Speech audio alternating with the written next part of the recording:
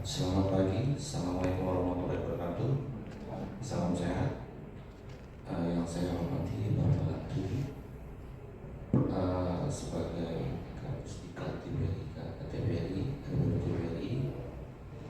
dan penguji di kesempatan ini. Yang saya hormati Ibu Ira selaku coach dari Dinas, dan yang saya dapatkan bisa meningkatkan PNBP dari situ. Ada sebuah manfaat bagi TVRI dan bagi negara juga. Ini diambillah judul laksarnya kemarin, peningkatan PNBP melalui media sosial TVRI. Tapi jujur juga media sosial TVRI Kalsel khususnya selama ini ya kan yang modal itu adalah konten media baru ya Pak. Setelah kami periksa satu-satu, belum sesuai dengan apa yang jadi harapan kita semua. Setelah itu kami rapat berkoordinasi dengan teman-teman KNP. Saya cerita sedikit ya. Bagaimana sih kita berkolaborasi agar media sosial TVRI itu, TVRI Kalsel khususnya itu bisa menghasilkan uang dalam hal peningkatan PNBP. Karena di laporan saya tahun kemarin 2021 sumber pendapatan PNBP itu kan ada 3 ya Pak ya. Kalau setahu saya itu pertama dari jasa mangsi, yang kedua dari jasa kesehatan, yang kedua dari pemanfaatan barang milik negara, yang ketiga dari media sosial. Yang paling dominan adalah dari jasa siaran, tapi dari pemanfaatan barang milik negara dan jasa bisnis baru kalau di TV itu namanya itu belum menghasilkan sesuai dengan harapan. Akhirnya mungkin jasa bisnis baru ini tahun 2023 akan menjadi fokus kita dalam meningkatkan PNBP. Nah, untuk menghasilkan PNBP dari jasa bisnis baru yang core bisnisnya itu ada di konten media baru, tentu harus dilakukan pembenahan. Mulai dari tampilan, akses mitra supaya lebih mudah, lebih cepat, dan lebih responsif gitu. Itu sudah dilakukan oleh Dimas. Saya terima kasih Dimas ya. Ya, terima kasih juga Pak. Saya banget gitu. Karena dia anak muda gitu, punya gagasan bagus, dan saya suka banget gitu. Karena jujur ya, Pak Tri mungkin lebih tahu bahwa kita itu ditarget Bu. Setiap daerah itu ada target PNBP harus sekian. Kalau di Kalsel itu kurang lebih 2M ya, 2M 7 miliar, 2 miliar 7 juta. Dan itu adalah setiap tahun itu harus bagaimana kita mencapai hal tersebut. Mungkin perlu diketahui juga bahwa di lapangan itu problemnya dengan kompetitor itu sangat rumit gitu kan. Artinya kita mau survei mau mencapai target tersebut tidak segampang yang kita bayangkan.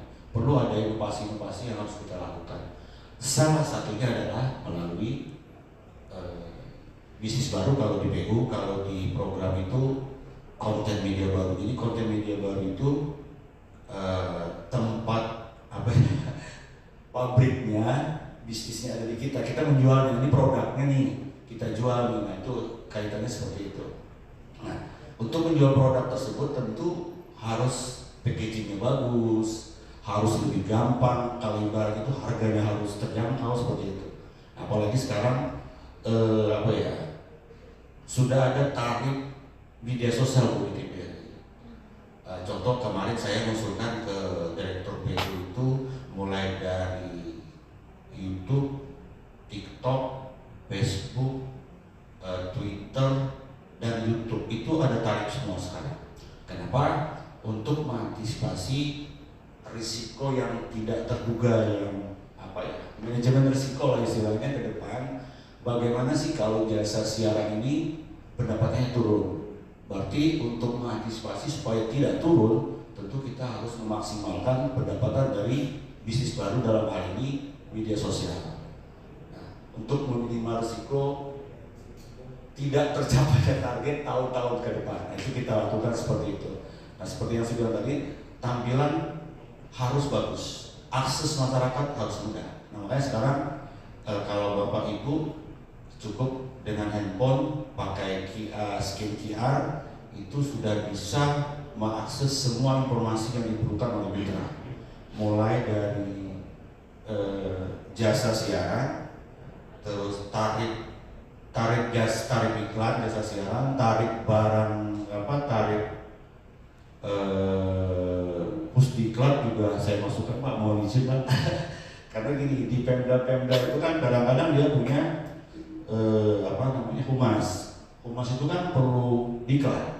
Nah jadi bagi mereka yang dari daerah tidak perlu kemana-mana mencari informasi, cukup kita kasih tahu, Anda buka media sosial TPI, situ ada tarif, misalnya mau jadi kameramen berapa biayanya ya Pak ya, mau in-house training atau mau kantor pusat, lengkap di situ. Sudah ada informasi semua, termasuk jasa sewa MOOC juga sudah kita tampilkan, jasa pemanfaatan barang milik negara juga ada. Itu semua sudah dilakukan oleh kolega saya Dimas, supaya saya minta kemarin akses itu harus lebih mudah, lebih cepat, lebih hemat. Hemat untuk mitra, hemat juga untuk TPRI. Artinya kita tidak perlu menggunakan uang negara pergi ke suatu tempat terus kita presentasi, tidak perlu. Cukup dengan media sosial kita udah bisa berkomunikasi. Dan alhamdulillah di situ ada kontak kami ya. Kontak kami itu langsung respon. Coba tampilkan Dimas di tampilan media sosialnya yang Instagram. Ya, yang Linktree Instagram. Nah di situ mitra langsung bisa terhubung dengan admin PU. Apa yang dia butuhkan itu langsung respon cepat. Karena WA tersebut dia jawab otomatis, langsung dijawab oleh admin. Apa misalnya Pak, saya mau pasang iklan apa, itu udah bisa direspon cepat. Artinya manfaat dari perubahan yang dilakukan oleh saudara atau kolega saya Dimas ini luar biasa. Jadi semoga bisa bermanfaat bagi TVRI ke depan dalam hal ini peningkatan PNBP dan juga mungkin buat TVRI secara nasional, sehingga target PNBP kami dan TVRI kantor pusat secara keseluruhan itu setiap tahun insya Allah semoga tercapai. Amin. Terima kasih dari saya. Mohon maaf kalau ada salah kata. Assalamualaikum warahmatullahi wabarakatuh. Waalaikumsalam.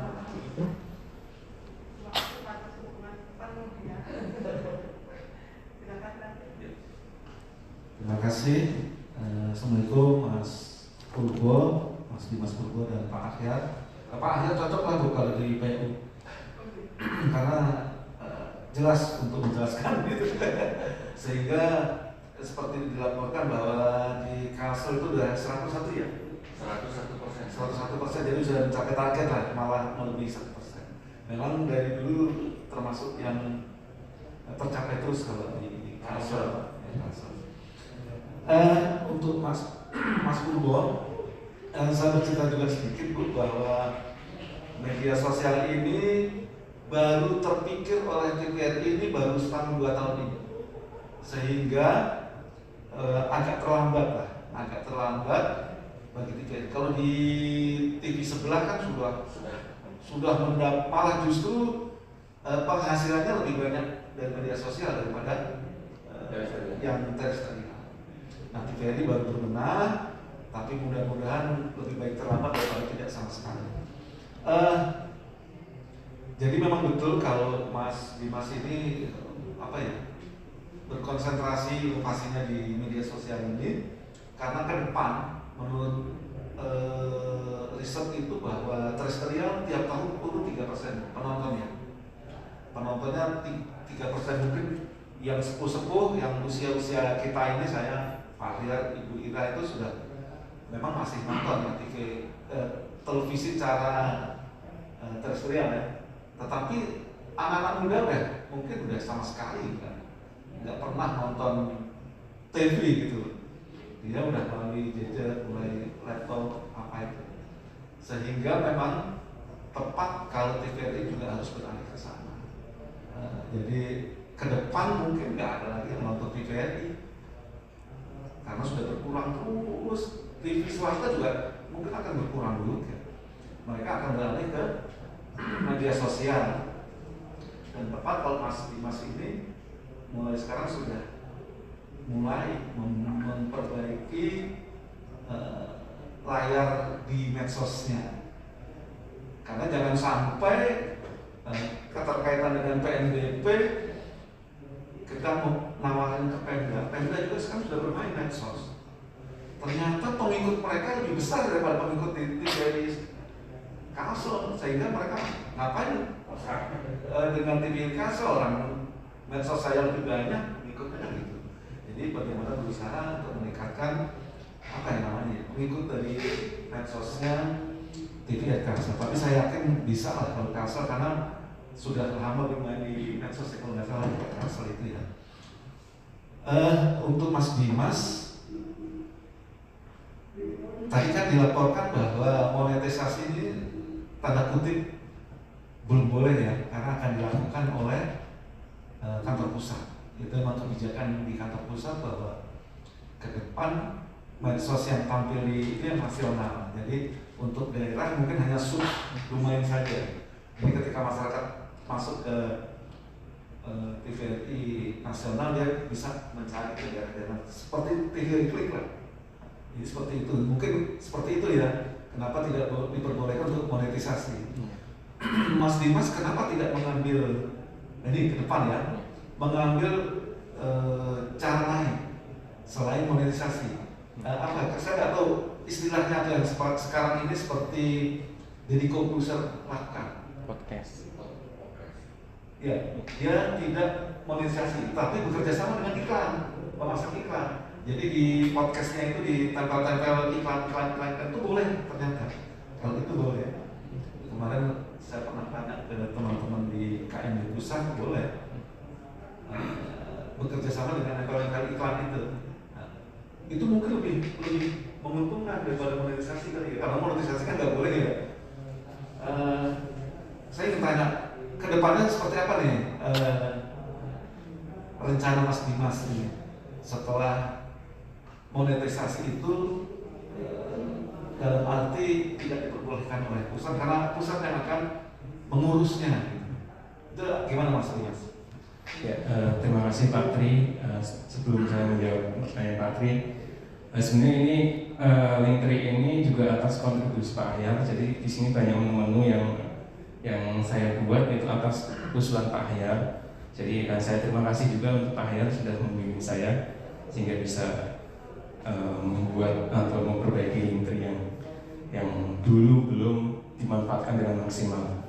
Nah untuk Pak Tri, jadi fokus saya dan rekan-rekan di TVRI Kalsel ke depannya adalah dengan menambah jumlah pengikut Pak. Sembari saya memperbaiki tampilan di media sosial TVRI Kalsel. Jadi kalau pengikutnya sudah banyak kan kita mudah memasang iklan. Nah kalau di YouTube, misal di YouTube itu kan iklan bisa kita sisipkan di video Pak. Jadi misal iklan itu hanya berlaku 1 hari, sudah disisipkan ke video. Nanti setelah 1 hari kita bisa memotongnya, mengcutnya dari editor yang ada di YouTube-nya Pak. Jadi nggak permanen berada di video tersebut. Nah itu bisa Pak, bisa dilakukan. Kemudian di YouTube juga ada menu komunitas. Nah komunitas ini juga bisa dimanfaatkan untuk memasang iklan berupa kayak banner itu sih Pak, iklan non video. Nah kedepannya juga saya juga yang ada di bayangan saya ya Pak, itu untuk video-video di TVRI Kalsel supaya dilakukan promosi Pak, promosi melalui fitur, misal di YouTube itu ada fitur promosi kan Pak. Nah itu dilakukan konsisten selama 1 tahun. Seperti halnya Tribun, kalau nggak salah Tribun itu dulu sebelum banyak pengikutnya kan melakukan itu Pak. Jadi memasang promosi di YouTube. Jadi ketika orang melihat YouTube keluar Tribun semua. Nah selama 1 tahun itu yang ada di bayangan saya Pak, lebih baik memasang promosi selama 1 tahun. Nanti ketika masyarakat sudah terbiasa melihat tayangan TVRI Kalsel, nanti setelah 1 tahun itu sudah tidak melakukan promosi lagi. Jadi kita mengeluarkan uang terlebih dahulu Pak. Nah, tujuannya agar pengikut dan view itu bisa bertambah, dan ketika sudah bertambah, sudah banyak, itu kita lebih mudah untuk memasang iklan, menawarkan iklan ke mitra. Dan saya yakin itu kalau dilaksanakan, PNBP kita bisa meningkat, Pak. Meningkat menjadi mungkin melebihi target, misal target 2 miliar, melebihi 2 miliar. Ya, mungkin itu Pak dari saya. Terima kasih. Assalamualaikum. Terima kasih. Tadi Mas Dimas kan akan apa ya, di konten-konten itu akan masang iklan ya, kerjasama ya. Itu juga nanti juga harus perhatikan dari salah-satu itu boleh nggak gitu. Jangan sampai kena banned ya. Ketika kita masang iklan, kalau nggak salah, kalau dari YouTube nggak boleh deh kalau nggak salah ya. Kalau masang-masang iklan itu, dia kan yang harus masang kan yang disiplin pihak YouTube-nya kan yang harus itu. Tapi saya nggak tahu, coba nanti konsultasi dengan Pak Safarudin, Pak Guru, karena pernah TVRI Nasional kerjasama juga seperti itu dengan BRI, itu nggak boleh. Dia pasang di depan, pasang di apa gitu nggak boleh. Tapi kalau banner-banner aja mungkin boleh. Tapi saya nggak betul memahami tentang ini, nanti bisa ditanyakan dengan Pak Safarudin karena beliau yang sering berhubungan dengan YouTube, dengan TikTok, dengan itu dia yang ngurusin.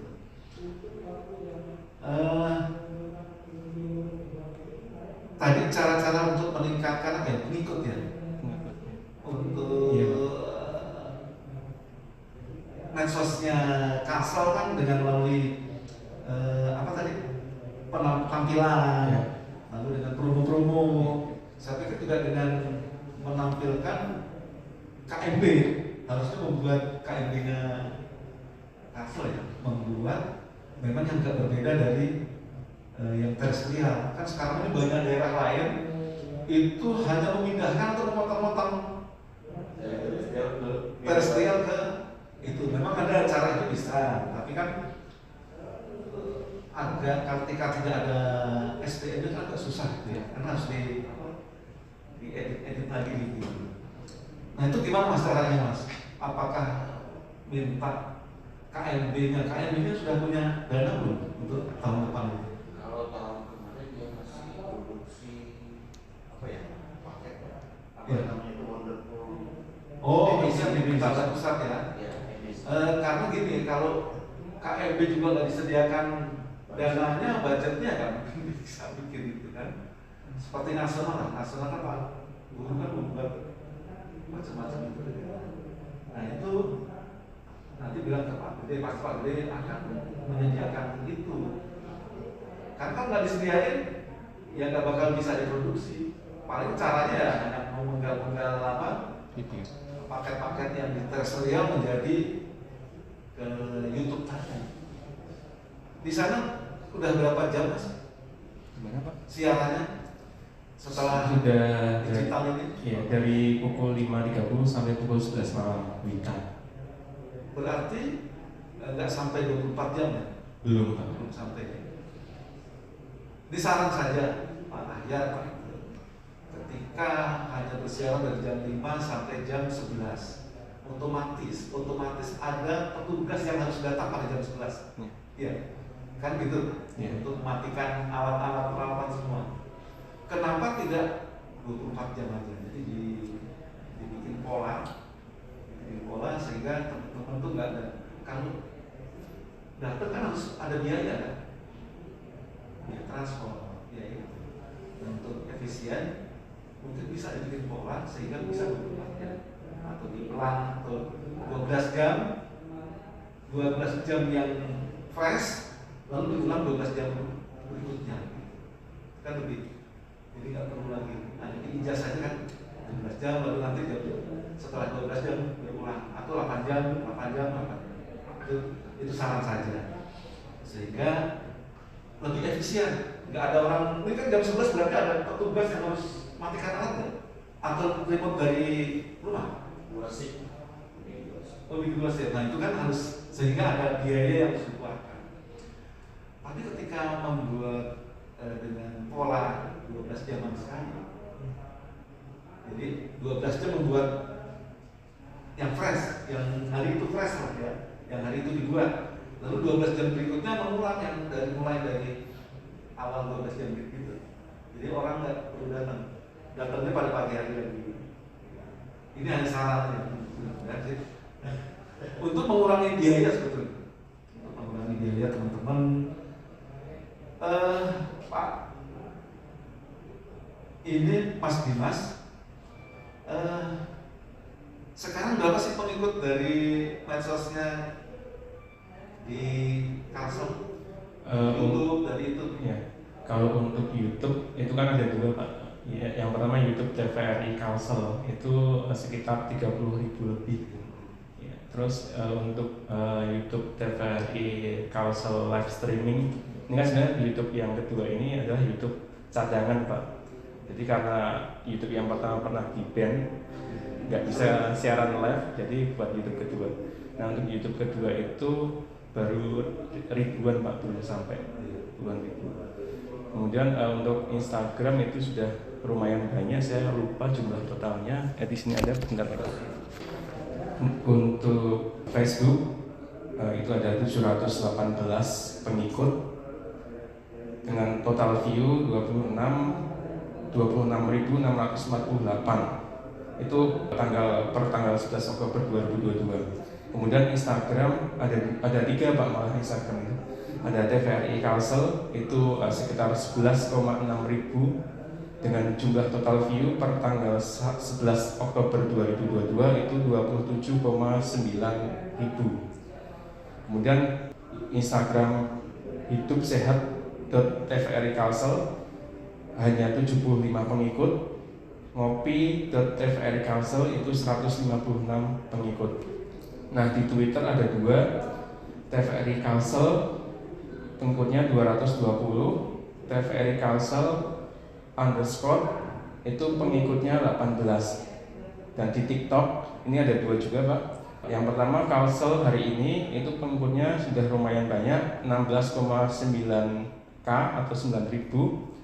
Kemudian yang kedua TVRI Kalsel pengikutnya 2000 dengan jumlah view untuk Kalsel hari ini itu sekitar 3,6 juta per tanggal 11 Oktober 2022. Dan TVRI Kalsel itu jumlah view-nya 514.000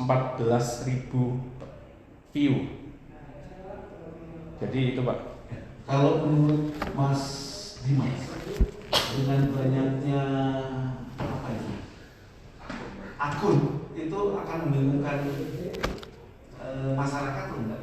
Atau cukup satu umpamanya kan? Kalau contoh kalau TV sebelah kan hanya satu aja ya, segmented lah ya, sehingga mereka cepat naiknya. Tapi kalau bermacam-macam akun itu menurut Mas Dimas yang orang IT menguntungkan nggak?